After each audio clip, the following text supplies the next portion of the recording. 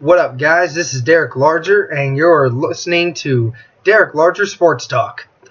Before I start this video, I wanted to say thank you to all of you who have been viewing my videos. Two of the most recent videos that I have uploaded have reached over 100 views. The one that I just posted a couple days ago has almost gotten to 200 views. So thank you all very much who are watching these videos. Be sure to subscribe, please. It would help me out a lot. Continue to like, comment, give me some feedback. Everything that you guys are doing for me, thank you very much. I just wanted to get that out to you guys first. So, in this video, I'm going to be talking about the Cowboys, the Dallas Cowboys draft. Cole Smith, my friend, asked me to do one of those, so I will spend a couple minutes on that. We'll also talk about the Cavs game yesterday, Cavs first game. I will also talk about what I feel the Clippers' future holds, and I'll also talk really briefly about the Reds' season so far this year. So, to start, we will start with the Dallas Cowboys. I personally feel like the Cowboys were probably my fifth best overall draft day in regards to quality and the quality of the picks. I will get into them right now. And they selected a lot of players that they necessarily needed at the positions. They didn't pick up a bunch of random players that they didn't need at any other regular positions. They picked up guys that will bring value to their team. First overall was Taco Charlton, defensive end out of Michigan. Most people thought this was coming. Most people knew they were getting first pick as a defensive player. This brings it to the table. He's both he's a powerful guy off the edge that can play both in the run game and in the pass game, which would definitely help the Dallas Cowboys, who are in very much need of a pass rusher. Second round, Chidobe Awuzie, which was brought to you by one of the best Cowboys to do it in the second round. That was definitely quite the atmosphere around Philly when he announced that pick. I heard a lot about this kid. Again, they said his biggest issue is in the run game, and sometimes he loses track of the ball when tracking down with a receiver. But he's very physical, very much so, and is very well. He does very well about putting himself in the right position to make a play, which is very good because they need safeties and corners. The three needs that the Dallas Cowboys needed were receivers, were in need of defensive ends, and were in need of secondary players, which is a lot of what they're getting right here. Third round, I think, is their most interesting one. Jordan Lewis, the cornerback out of Michigan. You all probably knew him from the insane interception that he had against Wisconsin early last season. The reason why he was drafted in the third round was probably because of his violence case that he had brought on him from last year from a woman near campus. If it wasn't for that, the Dallas Cowboys, this kid probably would have been late first, early second. But if Dallas can make sure that this kid stays on the right track, they got a steal in the third round.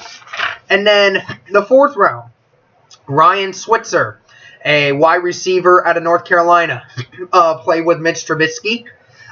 This kid is pretty good. He's a good possession guy, which is a lot of what the Dallas Cowboys need, because you have a Dez Bryant, you have a Cole Beasley that's a basic route runner, a slot guy, but now with the loss of Jason Witten and Terrence Williams being ineffective, you need guys that can be possession receivers, and this guy could fit that role. Xavier Woods, a safety out of Louisiana Tech, good pickup. He's very solid. Doesn't make a whole lot of big plays in the secondary, but he's a very solid safety that I have actually seen play a little bit. Marquise White, cornerback out of Florida State, another cornerback, and this is going to very much help them in the secondary. They're loading up on depth in the secondary, which is very important for them because they were very low on defensive backs last season. Joey Ivey, defensive tackle out of Florida. Don't know much about this kid. But again, it's still adding to the defensive line depth, which is somebody that you can develop, which is good for the Dallas Cowboys. They need somebody like this. This one I like, Noah Brown, the receiver out of Ohio State. That's the kind of guy that you can put in the red zone. Specifically, if you don't want to run the ball with Ezekiel Elliott, you can throw one deep into the end zone. This is a kid that's big enough, he's going to catch it. At 6'4", 6'5", 235 pounds, he has size. He's 6'3", 6'4". This kid's got size. He's got pretty good hands. You all remember the Oklahoma game that he played against, where he had 4 touchdowns in that game, and they were all inside the 20-yard line. This kid can definitely do some damage in the red zone. Be prepared for that one. And the last one in the 7th round, Jordan Carroll, defensive tackle out of Colorado. Another Colorado boy going to the Dallas Cowboys. Again, adding more depth to a weak defensive end spot. So, in regards to this, I would give this a B+ or an A-. I'd probably give it a B+ because the quality of the players is really good. The talent, not a whole lot there, but with the quality of picks that they got, I think that when they assessed all the needs that they needed to have, and they made sure that they got good quality players there. If they can develop some of these players, it's really going to help their defense, and then it's going to make this team even better. Just watch. Alright, so now that that's over with, we're going to get into the Cavs Game 1 from last night, where the Cavs put a beating on the Raptors, 116-105, getting out to an early start. The biggest question was, can the Cavs start the game well and finish the game well? Well, in the first 6 minutes, the Cavs were already up in double digits, which is a great sign for them. LeBron definitely approved of it. LeBron having 35 points, 10 rebounds, and 5 assists. Kyrie Irving with 24 and 10. And Kevin Love with 18 and 9. Kyrie and Kevin didn't really shoot the ball too great yesterday. But in key situations, they stepped up when they needed to, and they made big plays. So I'll take that. LeBron was consistent all game long. It was definitely a great game for the Cavs to start out. I loved their intensity. I just loved that from the very beginning, they looked like they were hungry. They did not want to let Toronto in this game at all, which is what they need to do. They know they can sweep the Toronto Raptors if they want to. If they wanted to, they could tomorrow. It wouldn't be a big deal. But that sometimes is the problem with them, is sometimes their inconsistency. But I feel like they can do this more often if they just keep that same mentality. You had a good bench that provided some decent minutes. You had your big three scoring all in double digits, with Kevin Love scoring 18. Didn't shoot the ball well, but he did get 18 and got some rebounds. Kyrie dishing the ball out like a lot in that game, which is great. I would love for him to do that more often. And scoring 24. LeBron doing what LeBron does. It was simply just the team just played better. They played more aggressive. I didn't watch a whole lot of it last night because I was working on a project. But from what I was seeing, the Cavs did not let their foot off the gas pedal, which is what they need to continue to do if they want to keep winning. And then we're going to go into the Clippers. As you know, the Clippers lost in the first round against the Utah Jazz in 7 games. A lot of people are questioning what's going to happen with the future of this franchise. And I'm going to tell you what I would do. If Doc Rivers does not get them to at least pass the second round next year, I would probably say you might want to move on. But I would say market Blake Griffin, try to get rid of him, keep Chris Paul, keep DeAndre Jordan, and aim for some more playmakers and some more shooters. Because they're running slow. They don't have enough productivity from Blake Griffin. Because, I mean, the Clippers are a good team. It's just that they get outplayed a lot of times because they can't keep up with the production of other players. And a lot of it starts with Blake Griffin. And I think you need to franchise Blake Griffin. You need to get or market him and get him out of there.